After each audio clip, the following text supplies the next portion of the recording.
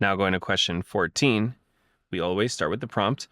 Which quotation most effectively illustrates the claim? And once again, what's the claim? So here we have an 1887 essay by a Cuban author and political activist. It was originally written in Spanish.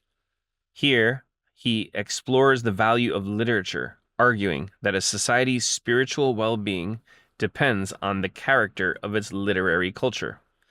So that's the claim. A society's spiritual well-being depends on the character of its literary culture. So let's see which answer supports that idea or illustrates that idea. A. Poetry, which brings together or separates, fortifies or brings anguish, which gives or robs men of faith and vigor, is more necessary to a people than industry itself.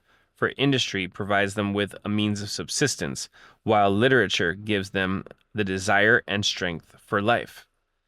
That's definitely in line with the idea that a society's spiritual well-being has to do with its literary culture. So we'll at least save this for later. B. Every society brings to literature its own form of expression, and the history of the nations can be told with greater truth by the stages of literature than by chronicles and decades.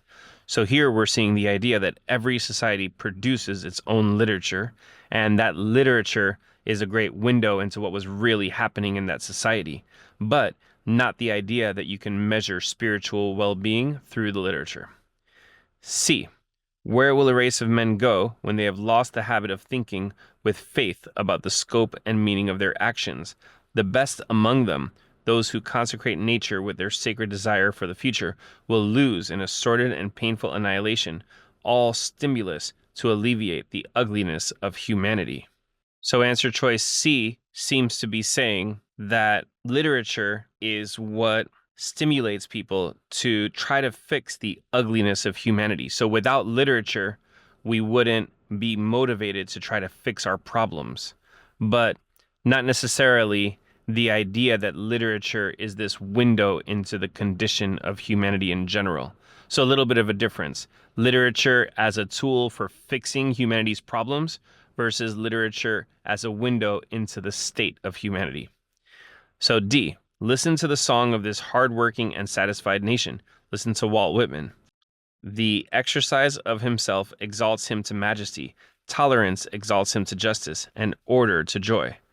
So D sounds to me like a deep admiration for Walt Whitman, and maybe even all of the humanity and emotion that comes out in his writing, but not this idea that the condition of a country's writing, literature, is a window into the state of that place.